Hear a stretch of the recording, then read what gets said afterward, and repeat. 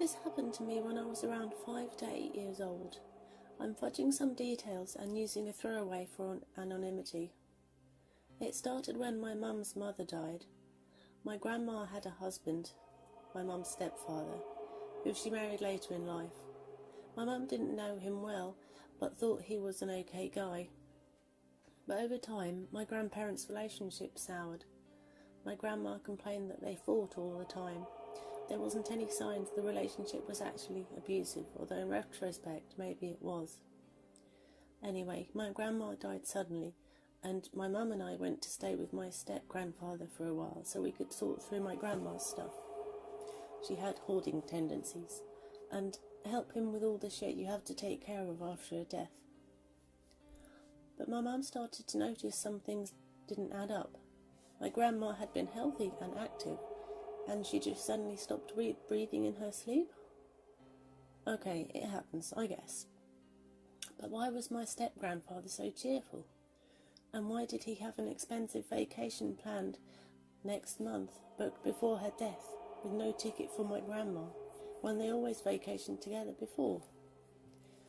And in a house full of disorganised clutter, isn't it convenient that he had all the relevant insurance, will, legal, etc. information already gathered neatly in a folder, which my mum was prevented from looking at?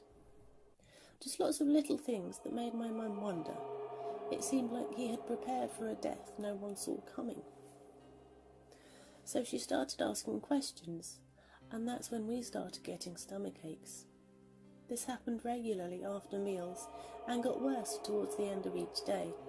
Previously, my mum and step-grandfather had alternated cooking, but he started insisting that he'd take care of all the cooking, to the point where he was aggressive about it. Being so young, my memory of all this is foggy, a mixture of my true memories and what my mum has told me. But I do have some clear memories, and this is one. My mum sat me down at the table, then walked over to the counter where he was finishing the meal, unaware of her approaching. When she reached out to grab a finished dish and set it on the table, he noticed at the last minute and screamed at her, "Leave that alone, I've got it," and snatched it away from her. She watched him carefully after that, and noticed that he always seemed to fiddle with two of the dishes right before serving them, always to me and Mum. She was getting scared now, so early one morning she snuck a look at the folder of insurance and legal documents I mentioned earlier. The details are too personal to go into, but suffice to say what she saw there convinced her. She believes, and I do too, that my step-grandfather, tired of being married to someone he hated and not wanting to lose his assets in a divorce, smothered my grandmother to death in her sleep. When we came around and started asking questions, he poisoned us, either to kill us to cover up the murder or to make us sick enough that we'd want to go home to recover. I think the latter is more likely, but I was a small kid and I was getting very sick, and it would have been easy to overdose me even if he didn't intend to. My mum woke me and we immediately fled. The stomach aches stopped. A few weeks later we broke the lease on our apartment and moved somewhere he would never find us, just in case. We never spoke to him again. I asked my mum years later why she didn't go to the police, and she said she didn't know. She was still reeling from the death of her mum and was panicked and did what felt right at the time. So that's the story. Children are surprisingly resilient. Or clueless. And this didn't really bother me when I was younger. And aside from using it every two truths and a lie game I've ever played, I didn't think about how fucked up it was until I was older. How much danger was I in, really? 20 years later, is he still alive? And where is he now? Creepy step-grandfather, if you are out there somewhere, let's not meet.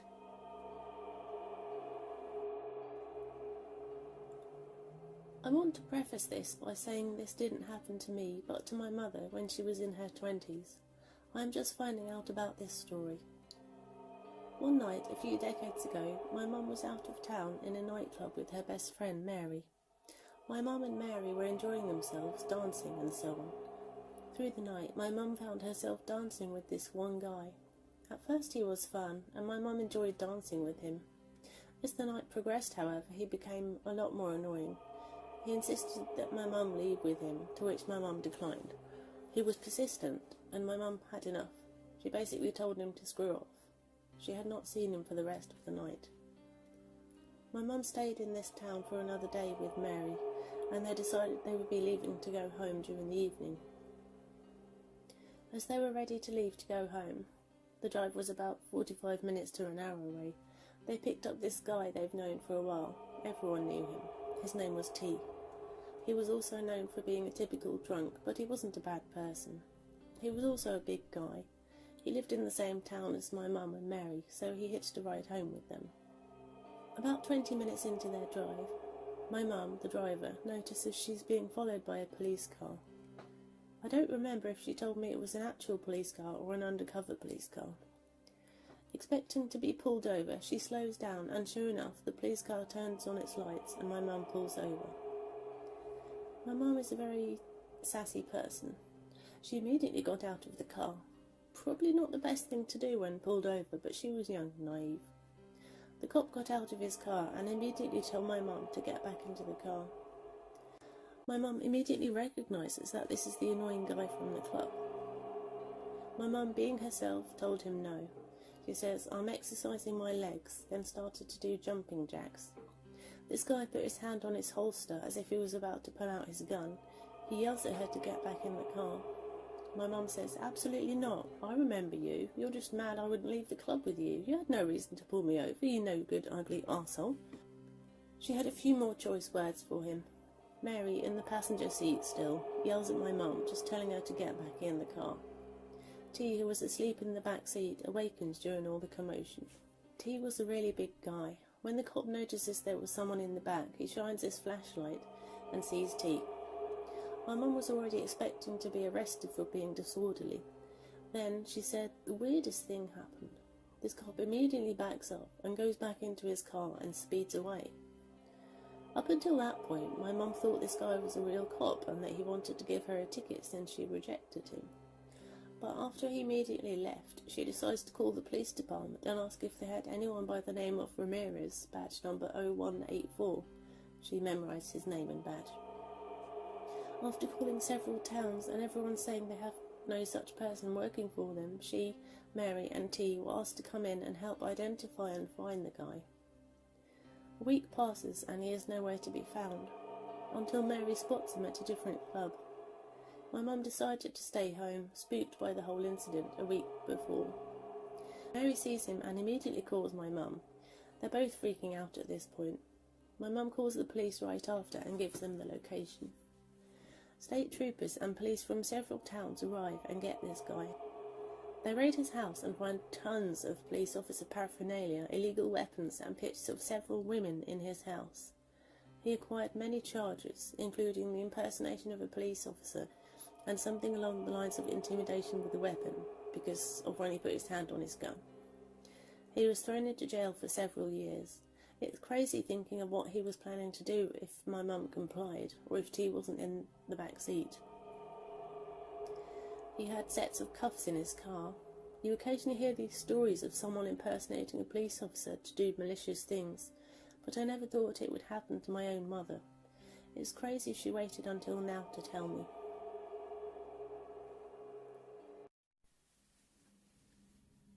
This story takes place over the course of a few years, but it kicks off around 2006. I was 15 and was puttering around the stacks at the local library trying to find books for a paper I was working on for my history class. I have no idea what topic my paper was, but I know I was looking for books about England. My mum is the super overprotective type, so she had walked me up to the 3rd floor so I could browse the stacks, and after deciding it was thoroughly devoid of sketchy creeps, she left me up there to go find some books for my sister in the kids section that was housed in the basement. I was having a blast. I didn't get left to my own devices very often, so I was revelling in the independent feeling of doing my own thing without my mum supervising. The stacks take up the entire 3rd floor of the library.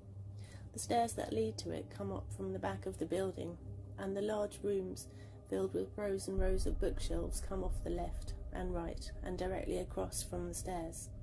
I was in the room to the left. I was about 5 hours back from the door to the atrium, and I was pretty confident in the fact I was completely alone up there.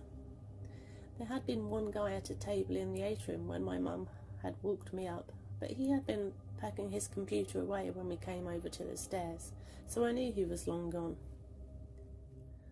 After a few minutes of meandering around the aisles, I caught a flash at the end of the one I was in. It was a guy, tall and gaunt-looking. He stared down the aisle at me as he walked past. He was wearing a blue jacket, faded jeans, a pair of dingy-looking white sneakers, glasses, and oddly enough, an unhooked bike helmet. This struck me as odd. Now this made me a little nervous. I've always been a really anxious person, and while I grew up in a relatively small town, the crushing realisation that I was 3 entire floors away from my mum hit me. I brushed it off though, because really, what's so scary about some dude in a bike helmet walking by? Geez, Wonder Gal 25, I thought to myself. You're alone for 5 whole minutes and some dude walks by and you freak out. You're almost adult. Woman up. So I forgot about it. I went back to browsing for my book and pulling interesting looking titles off the shelf to page through them. They were mostly reference books, dry, dull reading. I was crouched down another aisle back from the door to the atrium when I heard somebody clear their throat not far away. I looked up and there he was. I was pretty close to one end of the aisle, and he was standing at the other end of it, arms limp at his sides, grinning at me. I smiled at him nervously and went back to looking for my book. "Hi," he said. He hadn't moved yet. I looked back up at him for a second and said, "Hi," back. Now, stranger danger is a real thing, kids, but my mum didn't raise me to be impolite. If somebody says hello to you, you say hello back. I got this weird feeling in my stomach. Something didn't feel right, but he wasn't doing anything but standing there smiling at me. "Looking for books?" he asked. I felt like that was pretty obvious, but I still looked back at him and nodded. "What kind of books are you looking for?" He took a step closer and tilted his head at the stack I had balanced on my crouched knees while I flipped through the pages of another. Books for a paper. I remember thinking that short responses and disinterest would deter him. I was wrong. "What kind of paper?" he asked. He took another step. "About England?" I said. I had stopped looking directly at him, but I was still keeping an eye on him in my peripheral vision. "I have never been there," he informed me. I wasn't sure why that mattered. Me either," I said. I stood up and ducked around the end of the aisle into the adjacent one. He followed me, but maintained the distance. "Do you go to school around here?" He was leaning on the end of the aisle I had just entered. "Yup." I took a step away and he took another step towards me. Looking back, I realised I should have just run right then, but I didn't. I needed that book. After all, I had a history paper due, and I needed 6 print sources. "Do you want to be my friend?" he asked. He was speaking softer now, and taking steps closer to me more frequently, slightly crouched. He wasn't that much taller than me. I've always been tall for my age, and I was pretty sure I could have pushed him if I needed to. He looked pretty frail, but I was internally freaking out. I hoped he couldn't see that. I have a lot of friends already, actually. He was nearly within arm's reach of me now, despite my backpedaling away from him. He stood back up and put his hands out to the side a little bit. "Can I have a hug?" he asked. I could tell that the look he had plastered on his face was one of mock innocence. No.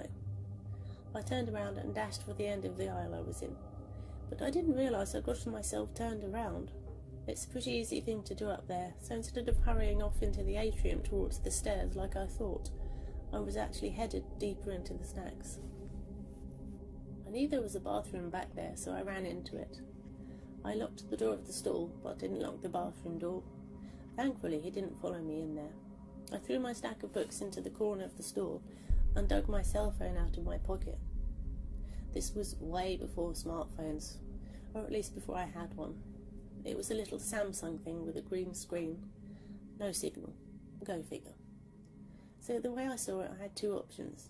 I could stay in the bathroom until the library closed, or until Helmet Guy elbowed his way in for that hug. Before I could suck it up and make a run for it, I gathered up my books, splashed some water on my face, and tried to give myself a pep talk that sounded even halfway convincing. Come on, you little wimp. It's just some weirdo in a bike helmet. You can run that fast. I tried not to remind myself that I had never run in my life. I even walked the required mile for gym class.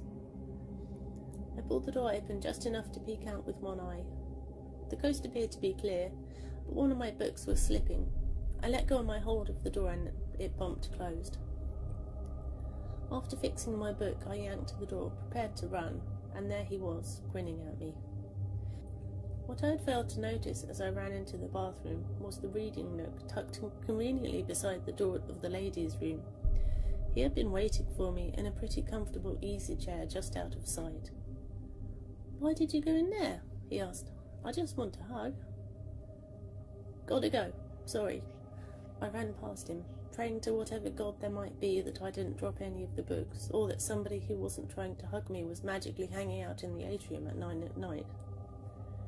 I got to the stairs while he ran after me, calling for me to wait. As I jumped over 2 steps to the first landing I encountered, I spotted a few people milling around on the second floor and immediately felt better. He was hot on my heels, but as soon as he noticed the people, he turned around and ran back up to the stacks.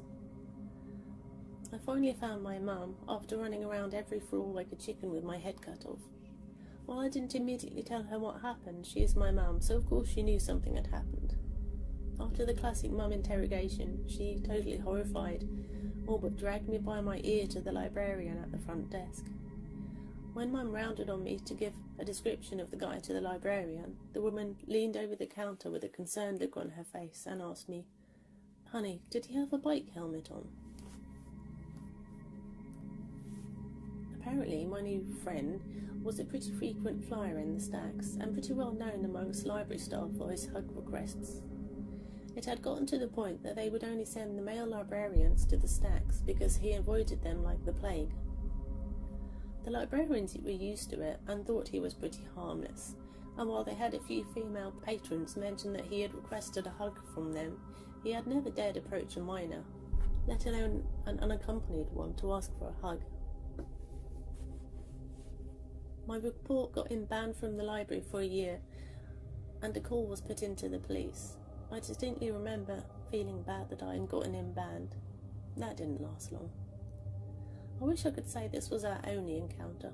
I wish I could say he'd only requested my friendship twice. I also wish I had only run into him 3 times. But as I said, it's a pretty small town, so I had the pleasure of running into the sketch ass 4 times, all told. The second time was 3 or 4 years later. I was in college. I had a totally different hair colour and was taller. I was at the mall with my best friend. We sure were proud of ourselves in our new sundresses and thought we were hot shit. As we rounded the corner and headed to the food court, I spotted a blue bike helmet bobbing around in the sparse crowd. I grabbed my friend's elbow and hissed to her that the bicycle guy was here. She turned to me and smiled and said, "Don't worry, we'll handle it." Oh, we handled it. He was walking towards us, headed in the direction we had just come from, when he laid eyes on my face. There was that creepy grin again. He crouched his head down and started walking faster. As we passed each other, he reached a hand out to me, grinning wider, and said, "Hello again, friend." Nope, nope, nope. I grabbed her arm and dragged her down the length of the mall to the other entrance. I wasn't going to be there if he was there, especially in a little sundress. I was scanning the lot as we walked to my car. I didn't know where he'd gone, but I didn't want to wait to find out. Turns out I didn't have to wait. As I unlocked my car, I spotted him whipping around the far corner of the mall on his bike. He was on a tear, pedaling as fast as he could. I yelled at my friend to get in my car. We ripped out of the space and I floored it towards the parking lot exit. He weaved his bike, damn near right in front of my car, anguished expression on his face, yelling at me, "You forgot me! You forgot your friend!" The third time was pretty tame in comparison. This was around 2 years after our second encounter, probably about 5 years after our first. I was about 20 and working at the community theatre in the city centre. I was walking back from the other side of downtown after getting lunch, and I was listening to my iPod. Downtown is a pretty vanilla place. Nothing much happens. People smile at you, and you always run into someone you meet, or at least know. So when the smiles I was getting turned into furrowed brows and glances cast behind me, I paused my music for a minute, and then I heard him. "Hello, friend." He was repeating it over and over. I turned to look over my shoulder, and there he was, that grin, that helmet, just leisurely walking his bike up the sidewalk about 20 feet behind me. He waved. I felt my stomach fall to my feet. I have always been a lucky girl, though, so when I spotted my friend Ben walking down the street towards me, I knew I had an out. He hates men, remember? "Thank you, library lady." I ripped my earbuds out, shoved my iPod in my pocket, and flat out ran up the sidewalk to Ben. I jumped on him and hugged him and asked if he could walk me back to work. Ben and I work together, and Bicycle Man loves to hang out downtown, so Ben knew what my malfunction was the minute I looked behind me. All I could see was Bicycle Man retreating on his bike. I didn't see him for a few years after that, but the last encounter was just as fortunate as the third. My friend Beth and I were at the park with her neighbour's dog, Meg. Meg was Beth's dog. Loved every living thing she ever encountered. Wouldn't hurt a fly. Yet countless children fawn all over her and roll around in the grass with her at the park. Never barked once in the entire time I had known her. Beth and I had brought a blanket and were spread out half-heartedly playing cards under a tree, watching a group of guys our age play ultimate frisbee at the other end of the park. We had been there most of the day, and had been there the day before, trying to soak up every last humid second of summer before classes started again. A couple of hours later, Meg started looking uneasy. I reached over to pet her, and she calmed down. 20 minutes or so after that, I noticed she had started growling. Not loudly, just that deep, low one that dogs do when they're a little on edge and want to warn you. I looked at Meg, and then looked at Beth. Beth was staring over my shoulder with a blank look on her face.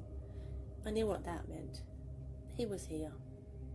I heard him before I saw him, because I wasn't about to turn round and look. "Hi," he said, his classic opener. We didn't say anything. The dog continued to growl. "Can you call off your dog?" he asked. Beth and Meg were staring at him, but he was obviously much more concerned about Meg. "No," Beth said. "I just want to be your friend," he said. He was staring daggers at the dog. I wasn't sure at that point which of us he was talking to. "That's not necessary," Beth said, looking back down to shuffle her cards. "Is she nice?" He inched closer, and the growling got louder. "Does she sound nice?" I asked. "No, I don't like her," he said, looking at Beth.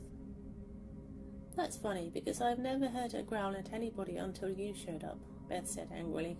"So she obviously doesn't like you either." "Can you call off your dog? I just want a hug. Can I please be your friend?" he asked again. This time he was looking at me. "No, we don't want to be your friends," Beth yelled at him. I leaned down to Meg, speaking quietly but loud enough so he could hear. "Go get your new friend, Meg." And because she was the best dog ever, she just sprang up, puffed to twice her enormous golden retriever size, and started bogging her big blonde block head off. He was on his bike and throwing gravel before I could reach over to grab her collar. I honestly think she would have ripped a piece out of his leg if he'd come any closer, and he totally knew it. Ask any woman my age that lived in town around that time, and ask them about the Bicycle Man. They'll have a story for you. I knew one that got followed for hours. She wasn't lucky enough to run across a Ben. He went totally viral on Facebook. A public post warning parents that live near parks to watch out for the man with the blue bicycle helmet. Show the picture to your daughters. Make sure they know to keep away from him. If you spot him, send your husband out after him. Rumours circulated that he had moved from Massachusetts and was a homeless person, a child molester's trick to avoid having to register at a real address. Though it seemed that he preferred to request hugs from underage girls, he would follow almost any accompanied woman or small groups of just women, regardless of age. requesting hugs and becoming increasingly more aggressive as the repeated requests were denied. Some of my friends lived by the park I was in with Beth and Meg, and Bicycle Man actually crashed one of the daughter's birthday parties. He just skulked around at the end of the driveway staring at the girls until one of the dads chased him off. I wonder if he was just a misunderstood man with some mental problems that had nobody to look out for him. But damn, Bicycle Man, let's not meet again.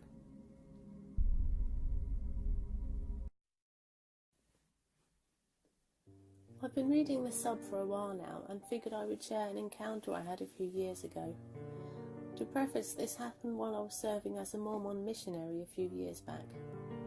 This encounter happened on an evening in late 2010. I had been on my mission for about 18 months, 6 months from going home. If you know anything about Mormon missionaries, you'll know that they follow a regular schedule. Wake up at 6:30 in the morning, go out at 10, talk to people, teach people, help people out, etc., until about 9 at night. Also, you'll know that they work in pairs, which is relevant here. On this particular November day, we had followed the schedule laid out above. We were getting ready to wrap up, so we started biking home. It was probably about 8:30 p.m. when we came to a relatively major road in the area. As we prepared to cross, we noticed a woman walking towards us. Just a side note for the setting, this area was a bit run down. The recession had been hard on it, so while we were near a major intersection, most of the businesses were shut down, except for Jack in the Box and an office building. The point is, despite being on what appeared to be a major intersection, there wasn't anybody else around. The woman approached us from the intersection, which from where we were standing was pretty well lit by the office building and street light. She was heading down the road, walking towards the next major intersection a quarter mile down the street. Between us and the intersection this woman was walking to was a long stretch of dark sidewalk. If I remember correctly, there were hedges along the right side of it. Again, note that this stretch of sidewalk was dark. The only light present was from an office building behind us and street lamp above us. As this woman approached, I started asking how her evening was going, but before I could even get 2 words out of my mouth, she told me to fuck off. Point taken. We hopped over the curb and got ready to cross the street to go home. I looked behind me one more time and looked at this woman as she walked down the sidewalk. Right then, a man jumped out of the hedges and blocked her path. She tried to move to her right, he quickly blocked her. She tried to move to the left, he quickly blocked her. Then he started grabbing her. She managed to get free and took a few steps backwards, but the man was undeterred. While this was happening, I hopped off my bike and started running at the guy. Note that at the time I was 6'5" and about 240 pounds. As he approached the woman again, I dropped my shoulder into his chest and knocked him off his feet. The other missionary looked completely shell-shocked. I told him to walk the woman down the street while I kept the man here. He reminded me that the missionary rules state missionaries must remain within sight and sound of each other. I told him that didn't matter right now, just get her out of here. As the other missionary began walking down the street, the man had rolled over and stood up. I was now positioned in front of him with the dark sidewalk to my back. He was short, a little pudgy, and reeked of alcohol. He had long black hair and wore a brown leather coat. He made eye contact with me and immediately tried to get by me. I stood my ground like an offensive lineman defending a quarterback, shoved him backwards. He fell to the ground again. He stood up and tried again. I shoved him down again. He tried this a few more times before he realised how futile his attempts were. To this day, I'm grateful he wasn't carrying a knife or any other kind of weapon. After about 5 minutes of trying to get by me, he finally spoke. He said, "I am the devil, and you are disrupting my work." Great. He repeated himself a few times. Each time he said that, I told him, "I don't care who you are or what you're doing. I'm not going to let you pass me." Shortly thereafter, he just stood there mumbling to himself. I heard footsteps behind me. The other missionary was back. I asked him how the woman was doing. He said that she was shaken up, but she was close to her home. He got her address and phone number. She had asked if we could visit her the next morning. Now that we knew she was safe, we walked back towards our bikes. As we prepared to cross the street again, a familiar voice started yelling. He said, "Tall one, you will die in 2 weeks." Assuming he was talking to me, the missionary I was with was well under 6 foot. I shouted back, "Great, looking forward to it." Then he said, "Little one, you will die tomorrow." At that point, we crossed the street, hoping to be done with the guy. Luckily, that was the last we ever saw of him. I'm glad we were there that night, because I don't know what would have happened to that woman otherwise.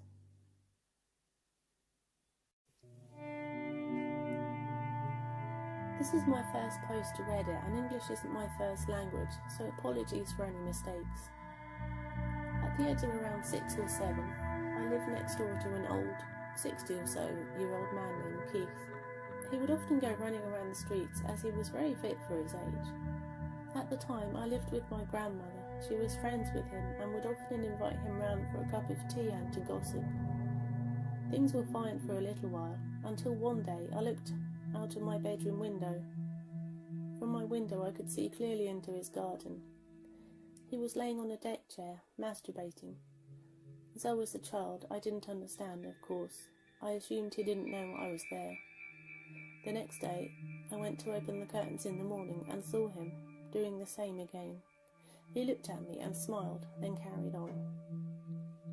A few weeks later, with me not mentioning it to my nan, in case she thought I was lying about it, I continued to see him almost daily. I started to realise it wasn't right when I noticed he would make an effort to make me look by doing things such as making loud noises outside and shouting my name. Soon after it was my birthday, my nan invited him round to a party, as most of our neighbours had been invited too. I was alone in the kitchen getting a glass of water when I heard the kitchen door open and saw him walk in. He was wearing gold cycle shorts, which very clearly showed off everything. At the time, I thought it was just a fashion choice, but now I see that he wanted people to look. He said to me, "If you were my daughter, I would never let you leave the house looking so sexy. Thank you for keeping our secret." I don't remember my exact answer, but it was something along the lines of, "Sexy is a bad word." He started to pull down his shorts and I panicked and called my nan. She rushed in to see him standing over me, quickly pulling up his shorts and with an erection. Thankfully, I never saw him masturbating after this. My nan called the police and he got a warning. In my opinion, this wasn't enough for what he did. I lived next door to him for another 6 years. So, creepy fitness neighbour, let's not meet.